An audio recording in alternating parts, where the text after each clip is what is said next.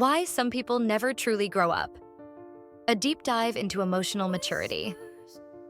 We often think that growing older means growing wiser, but emotional maturity doesn't always come with age. Many individuals find themselves stuck, unable to escape the same patterns of behavior, unable to break free from old relationships, or they keep repeating the same mistakes even when they try their hardest to do things right. Why does this happen? Is it because of some personal failure, or is there something deeper holding them back?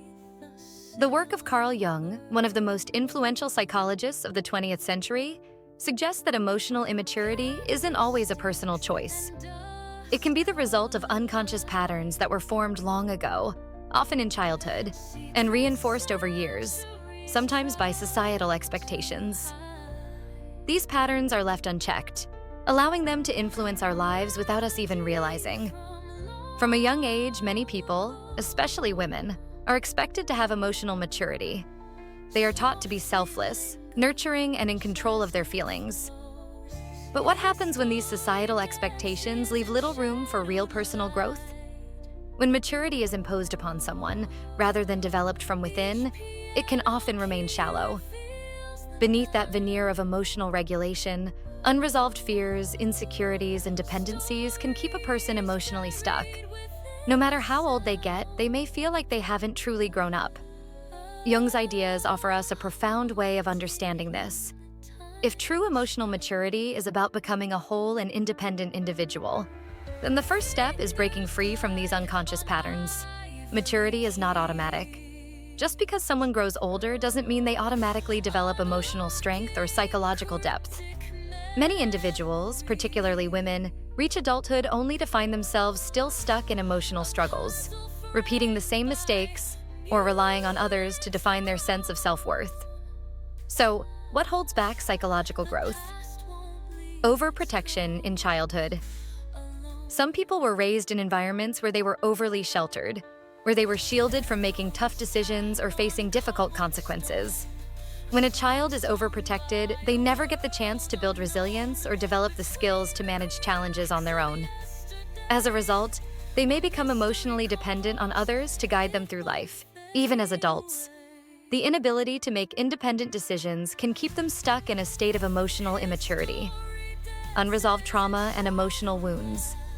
Emotional wounds from the past, whether from dysfunctional family dynamics, betrayal, or trauma, can stunt emotional growth.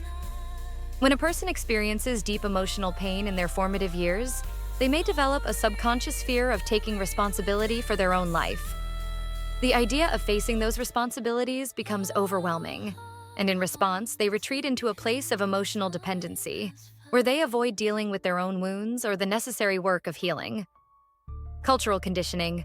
Society teaches many people, again, especially women, that their worth is determined by how others perceive them. From a young age, they are encouraged to find validation from external sources, like their appearance, their behavior, or their social status. This external validation often replaces the process of self-exploration, making it harder for individuals to find and define their true identity. Carl Jung argued that emotional maturity comes from confronting and embracing uncomfortable truths about ourselves. It requires facing our fears, owning our weaknesses, and being responsible for our own growth. If we avoid these challenges, we may continue to feel emotionally young, no matter how much time passes.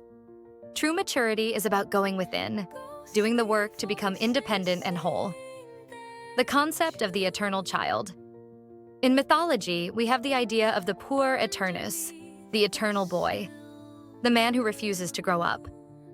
But Jung also identified a female counterpart, the puella eterna, the eternal girl, a woman who clings to her youth, avoids responsibility, and resists the psychological challenges that adulthood demands. This is what we now often refer to as Peter Pan syndrome, where someone resists growing up and instead chooses to live in a fantasy world of idealism, avoidance, and dependency. Characteristics of the puella eterna.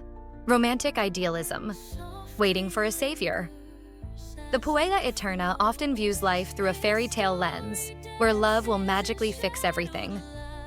She may believe that if she finds the right person, they will take responsibility for her, giving her a sense of meaning and purpose. This mindset often shows up in relationships where she seeks out idealized, unrealistic love rather than creating a healthy, mutual connection. She might feel incomplete without a relationship and be constantly chasing the next romance, attracting partners who enable her dependency rather than encouraging her growth and independence. Avoidance of responsibility. For the Puella Eterna, life is supposed to be fun and carefree. She resists structure, discipline, and responsibility.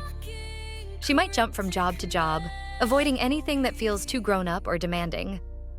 The idea of making long-term commitments or confronting adult responsibilities might overwhelm her. Instead of developing a solid foundation for her life, she prefers to stay in a perpetual adolescence, seeking fleeting moments of excitement without the work that comes with personal growth. Fear of aging. Clinging to youth for validation. For the Puella Eterna, youth isn't just a stage of life. It's her identity. Without a strong sense of self, she relies heavily on external validation. She measures her worth by her appearance and how others see her, often fearing aging because it feels like a loss of value. This fear can lead her to become obsessed with staying young, sometimes going to extreme lengths to preserve her youth. But in doing so, she may miss out on the deeper aspects of adulthood: self-awareness, wisdom, independence, and the inner growth that comes with age. How the Puella Eterna manifests in life. The Puella Eterna's mindset can deeply impact her relationships, career, and self-image. In her romantic life, she may attract partners who either infantilize her or enable her dependency. In her career, she might struggle with stability, jumping from job to job, avoiding responsibility, or failing to plan for the future. When it comes to her self-image, she may feel empty without external validation, leading to cycles of insecurity and self-doubt. Jung believed that emotional maturity comes through individuation, the process of becoming a whole, integrated person. The Puella Eterna resists this process by staying in a perpetual state of psychological adolescence. She avoids facing the difficult truths about herself and continues to live in the illusion of eternal youth. But refusing to grow up comes with a cost. The longer she stays stuck, the more anxious and unfulfilled she will feel. True freedom comes not from clinging to youth, but from embracing the wisdom, strength, and self-awareness that adulthood brings. The cultural reinforcement of emotional immaturity. It's not just that some people avoid emotional growth, it's that society actively encourages it. We live in a culture that often rewards emotional immaturity. Traits like cuteness, playfulness, and innocence are often valued over maturity, independence, and responsibility. The modern media landscape is filled with portrayals of women who are naive, whimsical, and dependent on others for validation. This is especially true in romantic comedies, where the female lead is often portrayed as helpless or clumsy, waiting for someone to come and fix her life. Social media influencers often play into this image by presenting a childlike aesthetic, avoiding deeper intellectual conversations, and promoting a carefree, youthful lifestyle. The beauty industry also perpetuates the myth that youth is the ultimate form of power, leading many to fear aging instead of embracing it. Unlike men, who are often encouraged to take on responsibility and mature quickly, women are frequently rewarded for staying youthful and carefree. This cultural message makes it harder for women to embrace the fullness of adulthood. How this has changed over time. In the past, women were often expected to mature much faster. They took on significant responsibilities, managing households, making decisions, and running families. While these roles were often limiting, they did require women to grow up and take ownership of their lives. Today, many women have more freedom than ever before. Yet the societal pressure to remain in a state of arrested development has grown stronger. As adulthood is delayed, many women find themselves unprepared when they finally face the challenges of growing up.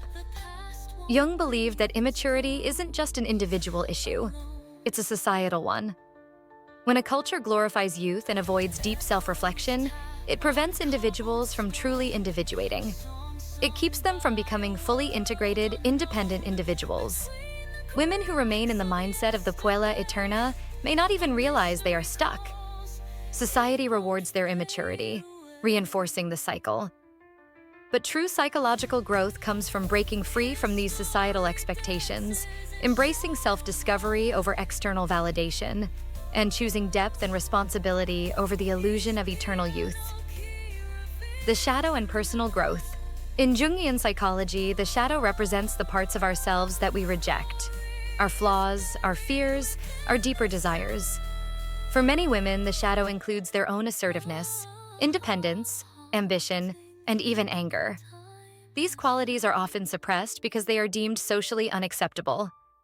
Instead of embracing these parts of themselves, women may retreat into immaturity, where they can avoid confronting the full range of their own potential. But avoiding these aspects of the self comes at a cost. True emotional maturity comes from accepting the full spectrum of who we are, including the parts we've been conditioned to fear or reject. Conclusion: the journey to emotional maturity is complex, and it's not something that happens automatically as we age. It requires a conscious effort to break free from old patterns, face the uncomfortable truths about ourselves, and take responsibility for our growth. Maturity is about becoming a whole, independent person, not just checking off societal milestones. When we embrace the fullness of our being, we can finally experience the freedom and fulfillment that comes from true emotional maturity.